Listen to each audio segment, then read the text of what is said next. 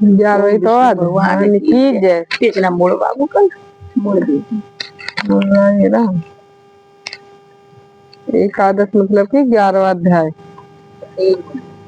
एक दिन देव ऋषि नारद जी ने श्री देव व्यास जी से पूछा, हे व्यास जी, ब्रह्मचारी, गृहस्थ, वानप्रस्थी और सन्यासी, इन चारों आश्रमों में गृहस्थ आश्रम को ही क्यों सर्वश्रेष्ठ माना गया है, इस बारे में जानते ही कि मेरी प्रबल इच्छा है। तब व्यास जी ने कहा, हे नारद जी, जैसे समस्त नदियां समुद्र में जाकर आश्रय पाती हैं, उसी सभी जीव माता का आश्रय पाकर जीवित रहते हैं, उसी प्रकार भिक्षुक, ब्रह्मचारी, सन्यासी, विद्यार्थी, गुरु पूजक तथा यात्री से 6 जीविका रहित होने पर भी गृहस्थियों की श्री आश्रय पाते हैं। ध्यान से सुनो। इस संबंध में मैं तुम्हें एक पुरातन इतिहास सुनाता हूँ। प्राचीन काल में उत्तानपाद राजा का उत्तम नाम का पुत्र अत्यंत बलवान था। मंदिरा पीने वाला था।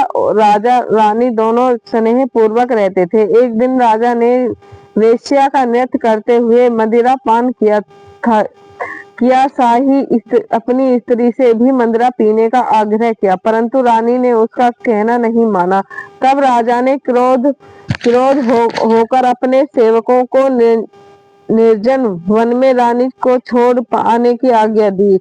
अनुचरों ने राजा की आज्ञा का पालन किया। उसके पश्चात राजा ने दूसरा विवाह नहीं किया। रानी के वियोग को सहन करते हुए राजा प्रजा का पुत्र के समान पालन करने लगा। एक दिन एक ब्राह्मण ने राजा उत्तानपाद के समीप आकर निवेदन किया, है राजन, मेरी स्त्री का किसी ने अपहरण किया है, इस कारण मैं अत्यंत दुखी हूँ। आप मेरी पत्नी को तलाश करवाकर मुझे वापस दिलाने को व्यस्त करें।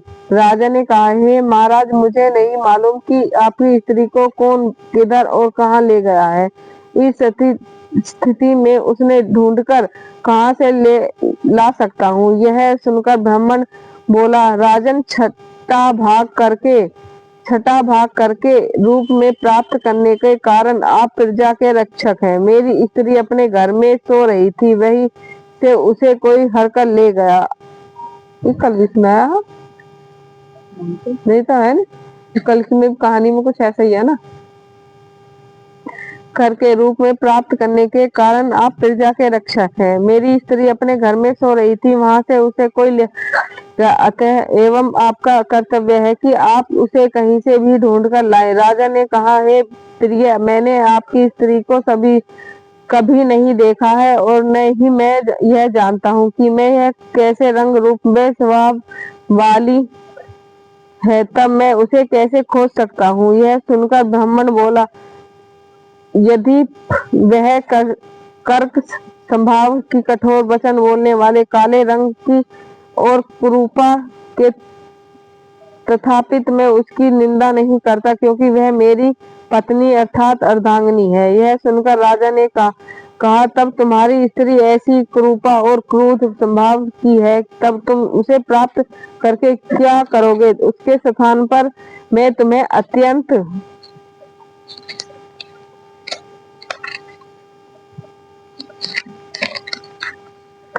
सुंदरशील स्वभाव की अन्य स्त्रियां दे सकता हूँ। ब्राह्मण ने कहा, है राजन, मेरी पत्नी मेरे धर्म कर्म की अर्धांगिनी है, अतः उसकी रक्षा करना मेरा परम धर्म है। जो पुरुष अपनी स्त्री की रक्षा नहीं करता, उसके वर्ण संस्कार संतान उत्पन्न होती है और उसके पितृ नरकवासी होते हैं। वेश्यागामी पुरुष के कल्याण कभी नहीं हो सकता, और जो मनुष्य ऋतु काल में पश्चात अपनी स्त्री से सहवास नहीं करता, उसके पितृ 1 मास तक उसके रुधिर में ये नहीं, कल 10वीं है 11वीं है में तैरते हैं। ब्राह्मण के ऐसे वचन सुनकर राजा अपने शस्त्र लेकर और रथ पर सवार होकर उस स्त्री को खोजने चल दिया। कुछ दूर जाकर उसने एक आश्रम देखा। उसमें एक महान तपस्वी कुशा के आसन पर विराजमान थे। राजा के आश्रम में आया देखकर भी ऋषि ने उसका कोई आदर सत्कार नहीं किया। ऋषि कहने लगे, और जानते कि तुम राजा उत्तापाद के पुत्र को मगर यह किस कारण आए हो? राजा ने कहा, हे मुने, एक ब्राह्मण के घर से कोई उसकी स्त्री को हरकर ले गया है। मैं उसी की खोज में इधर आया हूँ, मगर न तो आपने मुझे अधैर्य दिया और न ही किसी प्रकार आदर सत्कार किया। उसका क्या कारण है? ऋषि ने उत्तर दिया कि हे राजा, तुम अधैर्य योग होते हो भी इस समय उसके पात्र नहीं हो, क्योंकि तुमने अपनी निरापास स्त्री का वन में त्याग किया है। जहाँ स्त्री का यह धर्म है कि वह तब मन से पति की सेवा करे, उसकी आज्ञाकारी रहे, वही पति का भी यह धर्म है कि वह अपनी पत्नी का यथोचित सम्मान करे। जिस घर में स्त्रियों का मान सम्मान होता है, वहाँ पर देवताओं का वास होता है। उसके विपरीत जहाँ स्त्रियों का निरादर होता है, वहाँ सुख शांति कभी नहीं रह सकती। इतना सुनकर राजा अत्यंत लज्जित होकर पूछने लगा, भगवान, आप भूत, भविष्य और वर्तमान तीनों कालों में जानने वाले हैं, अतः एवं कृपा करके बताइए कि ब्राह्मण की स्त्री को हरकर कौन, क्यों और कहाँ ले गया है? तब ऋषि ने ध्यान रखकर कहा, राजा, अदिति का पुत्र बलाक नाम राक्षस का ब्राह्मणी और हरकर उत्पालवर वन में ले गया है। तब तुम वहां ढूंढकर ब्राह्मण का संयोग कराओ। यह सुनकर राजा मुनि को प्रयास करके अपने रथ पर सवार होकर उत्पलावर्त वन में पहुंच गया। वहां जाकर राजा ने देखा कि एक स्त्री विलप कर रही फल खा रही है। ब्राह्मण ने जैसा बताया कि वैसा ही रंग रूप देखकर राजा ने उसे पहचान लिया और कहा, हे कल्याणी, तुम कौन हो और इस वन में क्यों आई हो? तब ब्राह्मणी बोली, अति रात्र में पुत्र की विलासा पुत्र की स्त्री हूँ। मैं उस अपने घर में सो रही थी कि ब्लाक नाम का राक्षस अपहरण करके मुझे यहाँ ले आया। यहाँ लाने के बाद उसने न तो मुझे किसी प्रकार का कष्ट किया और न मेरा सतीत्व नष्ट करने का प्रयत्न किया। इतना होने पर भी अपने पति के वियोग के मुझे भी इस पे थोड़ा सा लग रहा, पर कल वाली 10 अभी पढ़ा जल्दी पढ़ दो। राजा ने पूछा, हे ब्राह्मणी, वह राक्षस कहाँ गया है? तब ब्राह्मणी ने बताया कि वह इस वन में अमुक स्थान पर गया है। जब राजा ब्राह्मणी द्वारा बताए स्थान पर पहुंचा तो राक्षस देखते ही राजा के चरणों में गिरकर बोला, राजन, मेरे लिए क्या आज्ञा है? तब राजा ने कहा, अरे निशाचर, तू ब्राह्मणी को हरकर क्यों ले गया है? यदि तू नहीं, कल मैंने 10वां सुनाया, हाँ, आज 11वां है, वही निकाला है। दोनों की मिलती जुलती है या कुछ होएगा अंतर?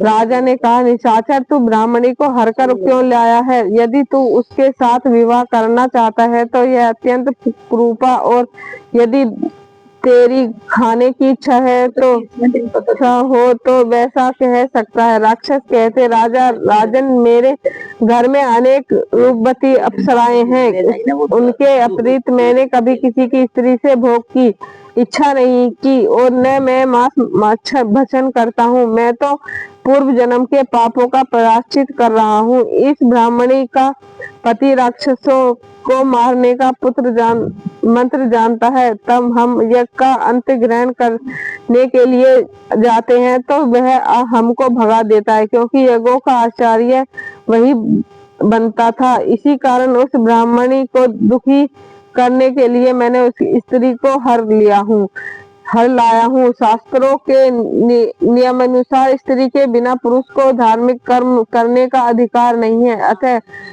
अतः अब वह यज्ञों में आचार्य नहीं जानती।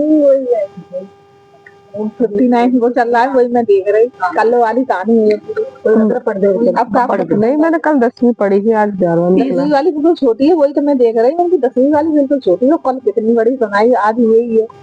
राक्षस के ये वचन सुनकर राजा ने विचार किया कि यह भी छोट रूप में मेरी ही निंदा कर 2 बार कर दी तो 2 दिन तो 2 कहानी पढ़ी जाए क्योंकि इसमें 35 अध्याय हैं। हाँ, कि भी प्रोक्षोत रूप में मेरी ही निंदा कर रहा है। मुनि ने भी स्त्री का त्याग करने के कारण मुझे अर्ध योग नहीं माना। तभी राजा ने विचार मन देखकर राक्षस कहने लगा, हे राजन, मैं आपकी प्रत्येक आज्ञा का पालन करूंगा, अब आज्ञा दीजिए। इतना कहकर वह हाथ जोड़कर खड़ा हो गया। राजा ने कहा, निशाचर, तुम इस ब्राह्मणी को उसके घर पहुंचा दो और उसके बाद जब भी मैं याद करूं तुम्हें मेरे पास आ जाना है। इतना सुनते ही राक्षस ब्राह्मणी को लेकर उसके घर छोड़ने चला गया। उसके बाद राजा विचारने लगा कि मैंने अपनी निर्दोष पत्नी को घर से निकाला है, अतएव अब कौन सा ऐसा पुण्य करूं कि जिससे इस पाप से निवृत्त हो। तब राजा ने पुनः उसी मुनि के पास जाकर उसने उपाय पूछा कि मुनि ने कहा, हे राजन, पुरुष के लिए स्त्री धर्म, अर्थ, काम और मोक्ष सभी कुछ देने वाली है। इतना ही नहीं, स्त्री के बिना इस लोक का तथा परलोक कहीं पर भी सुख की प्राप्ति नहीं हो सकती। स्त्री चाहे कैसे ही कुरूपा, मूर्ख होगी, दरिद्री या खोटे स्वभाव वाली क्यों नहीं।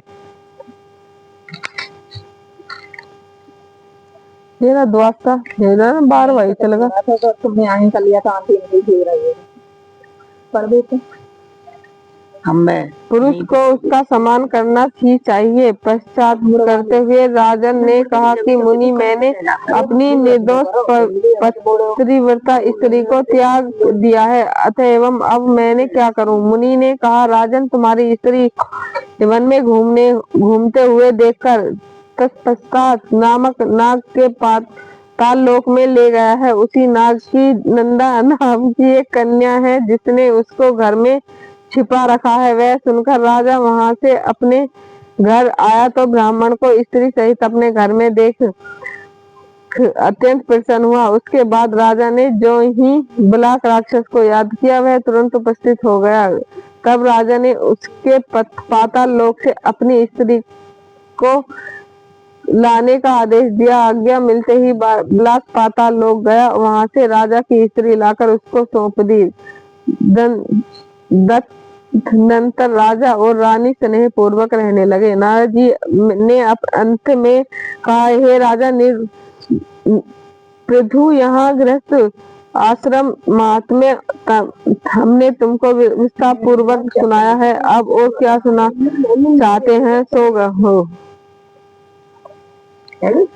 बोलो।